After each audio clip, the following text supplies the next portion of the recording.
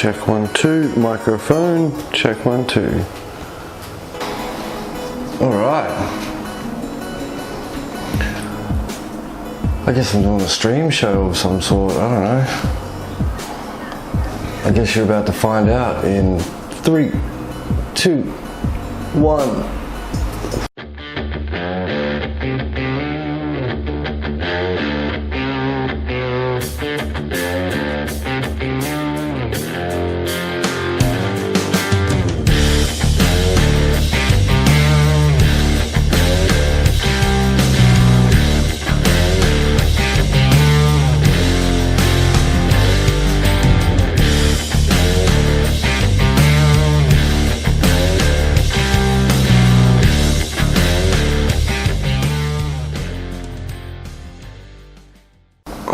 Welcome to episode 1 of Poker Ballin. My name is Aidan Glenn, and also known as Boy Shadow Online. I'm a tournament director, also a poker player, and I look to support all Queensland poker and, well, Australia-wide poker if so be, but currently living here in Queensland, so, you know, got some events that are held, and they gave me some camera equipment last couple of years, and I'm finally going to use it, so I'm going to get to it. Today we've got some things that I like to talk to you about. We've got an interview with a player who played through just your general poker leagues and went all the way through to the World Series of Poker, playing in the Big 50. That's Cody Moby. That's coming up. I've got some footage of the Australian Poker Tour in February of the Dukakis Championships.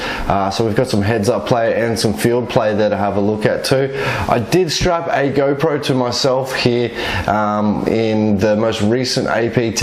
I wish I had more footage to show you guys, but it was a little bit, I was working in the satellite area there and we're getting some alternatives through, so that'll be pretty cool to watch too. And hopefully we can do some more of this sort of stuff too. So episode 1 of Poker Ballin' coming your way now.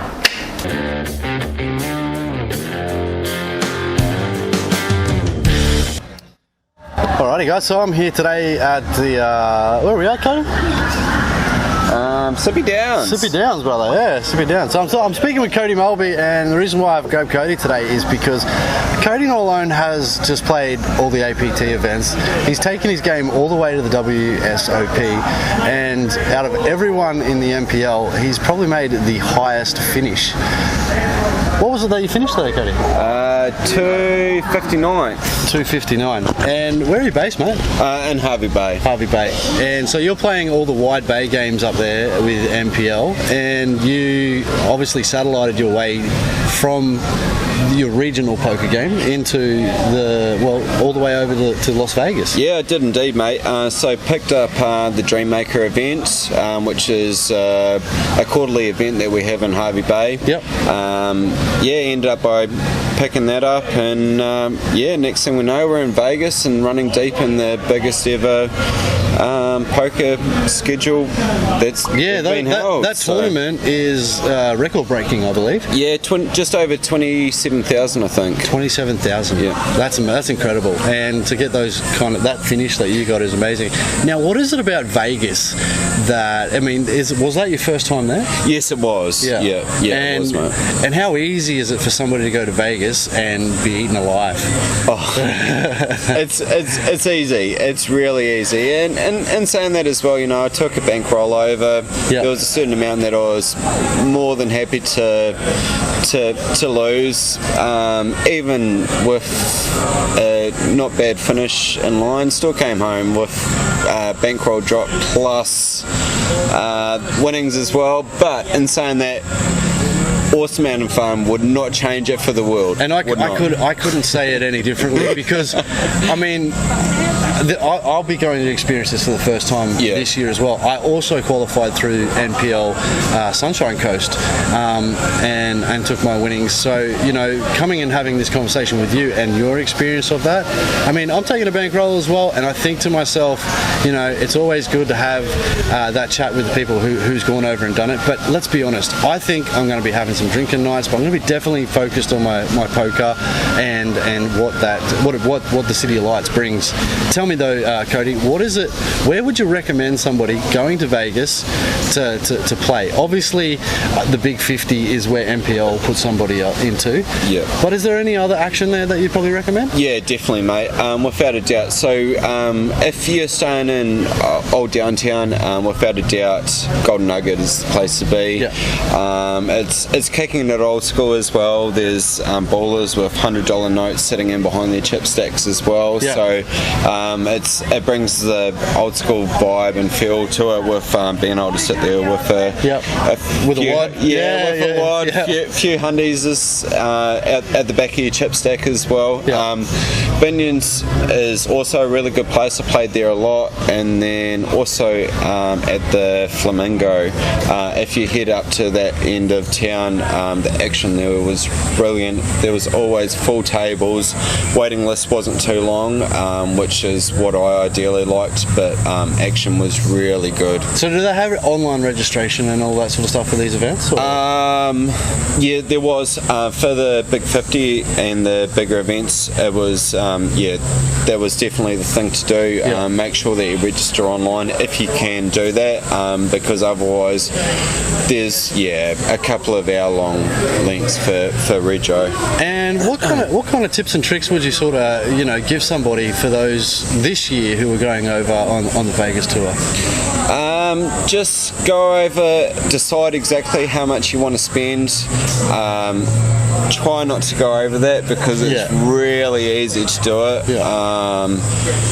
But do a bit of sightseeing as well. Like it's hard to do because you do get caught up in all the gambling and the nightlife and the pretty signs and LED lights and that sort of thing. But do some sightseeing. Luke Pearson, obviously, really good tour guide. He'll make sure that everyone's well looked after. Any tours that Luke's doing, definitely jump on board with him because he's super good at what he does. Definitely recommend Luke's light show. That takes about 2.5 hours, but he does a full walk around the new part of Vegas. Make sure that definitely jump on that. It's well worth it. Well, that's something I think I'm going to travel around with Luke and do as well. Now, obviously, I think there's multiple events going on. You did say the Golden Nugget. You did say the World Series is on at the same time. I believe down the road at the Aria as well, WPT. So there's multiple events all on at the same time there at Vegas. Now, I guess if you're not playing poker though, what kind of experiences did you run into at Vegas that was just like a wow factor? Fremont Street on a Saturday night is definitely a wow factor. Do not miss that. It's pretty crazy. The buskers, the nightlife, it's definitely full on, but it's something that you learn to appreciate. By the end of it, let's just put it this way, nudity is nothing out of the norms. Nothing out of the norms, I have seen a couple of videos that has been sent to me with these buskers who are just, they've got nothing on really. Just in the middle of the street. It just becomes a norm, Like you walk past, there's just another busker, and just drive on past. But it's good experience, man. But Friday and Saturday nights, Fremont Street, do not miss it. It's when a lot of the locals come out as well, so the party life gets super good. Drinks are super cheap. You can just openly drink. There's no RSG there. No, there isn't. No, you can walk into a basically like a Night Owl or a 7-Eleven, pick up a 8 ounce of Budweiser and just walk straight out, crack it, and happy days. Everyone's good, but everyone else is in the same boat and doing the same thing. So did you do the week tour or did you do extend it and go the 2 weeks? I've done the 2 weeks. And worthwhile taking the 2 weeks? Definitely. 2 weeks. 1 week wouldn't have been long enough. The only I wouldn't say shit thing, but the the plane experience itself isn't obviously great. Try and stay awake the night before so that you can sleep on the plane. Yeah, that's definitely something that I would recommend, because the flight itself is quite compacted. And did you find yourself having jet lag, or? No, well, I'm quite lucky because I do a lot of split shift work, so I'll do 12-hour shifts of nights into 12-hour shifts of days, so I got really lucky. But if you're not used to doing sort of split shifts or long hours like that, into day into night, it definitely will catch up on you. So try and get as much sleep on a plane as you can. Yeah. I think I'll do that. Yeah. Now, obviously, you had that deep run in the Big 50. Any memorable moments from that Big 50 that sticks out? Yeah, I definitely got really lucky. Day 2 was about halfway through. I came into day 2, quite low on chips. And I end up by opening under the gun +2 with Pocket Kings, and cut off end up by 3-betting me just over a third of my stack. It gets folded around to me, I rip it. Obviously he snaps off and he's got aces.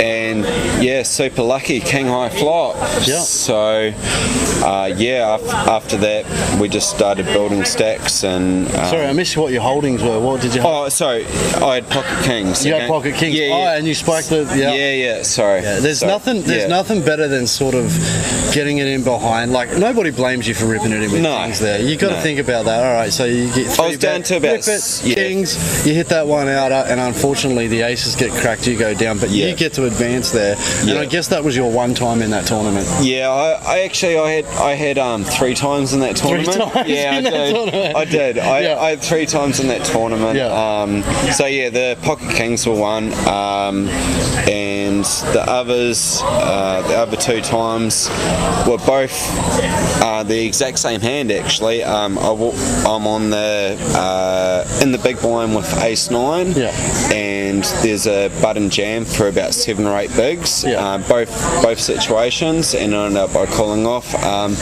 Both times I'm up against Pocket 9s with Ace 9 holding, and both times I spike an ace on the river. So I did get lucky. The luck factor in a tournament is a very real thing. So I did use my 3 one times over my experience, but it was good. It was really good, man. All right, so for a player who's coming into playing these events, obviously NPL is very well supported when it comes to the APT and getting tickets and qualifiers to go into, let's say, the next level of poker, I would call it. And then obviously on top of that, they've got these dream makers as well, and they purely are, from my experience and your own, they are a dream. They're a bucket list kind of thing.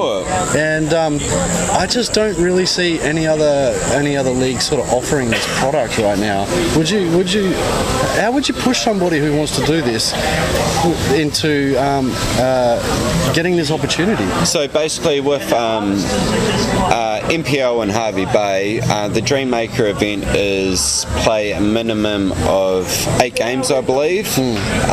So that's over a certain amount of time.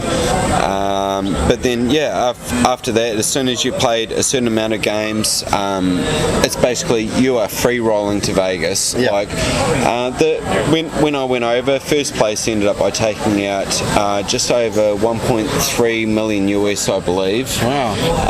So realistically speaking, that could have been me off playing some local events, get into a couple of deep runs, and before you know it, you're a millionaire. Like the dream is real. That's why it's called the Dream Maker. It is. And I believe Luke also runs a point structure as well. So not only can you just win the Dream Maker event, you can actually play on a long-term skill point base to actually get that ticket as well. Yeah, exactly right, mate. They have a weekly satellite, so-called satellite event as well, called the Elite Series, series. Played once a week on a Sunday, which is by the end of the series is dependently point structured. So the winner of that event over the series will go straight to Vegas as well. Awesome. Yeah. And how did you acquire yours? Did you do the Elite, or did you just win the Dreammaker? Through the Dreammaker. Through the Dreammaker. So fantastic. All right. Well, I got Cody, and that's a fantastic story that Cody's told with his trip away to Las Vegas. If you guys want to do something like that, please check out Wide Bay NPL. Also check out Sunshine Coast NPL. These guys are putting up fantastic products for anybody who's interested to take that game just to another place. Now, Cody, if you had something that you'd like to tell anybody who's fresh and new into this game of poker to get out there and play poker, even if it's just like a life tip or something that you've sort of just learned from experience of this trip, or even playing with NPL, mate, what was it that you did give it, like as a last shout? Get along. Everyone's friendly. You will be helped. Like there's a lot of really good poker players. Everyone's super friendly. If you put a good flop out, you'll probably get shouted a beer or two by one of the boys, I reckon. But yeah, get along, have some fun. Without a doubt.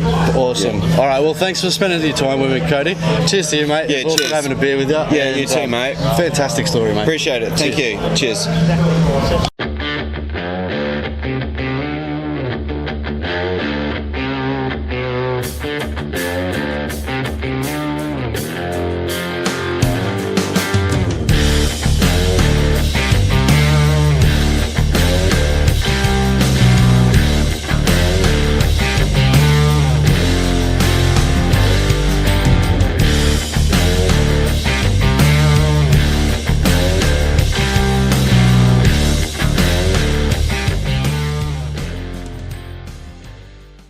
Guys, a big congratulations to Cody there. That was a phenomenal run that he's had at the World Series in Las Vegas. I want to let you guys know how big that tournament actually was. It was a $500 USD buy-in, and it literally had 17,790 unique players enter that tournament. So for Cody as an Aussie to get in the late end of the top 200s is a phenomenal feat. We're going to go across now to some TD work that I did, and I've just got a bit of a time lapse, and then we're going to run into the championship early in February, where we get to see Jigsy Jigs take the crown and the Dukakis ring. He's actually going to be a force to be reckoned with coming soon. So he just recently as well nearly took back-to-back, but was taken by Jesse Stanley in the most recent one. Again, I don't have any footage of that. I wish I did, because episodes like this would make it so much more fun. But I'm trying to present to you guys the very best that I got for the very first episode. So we'll switch across to that now, guys, and please enjoy the remaining of the show. Cheers.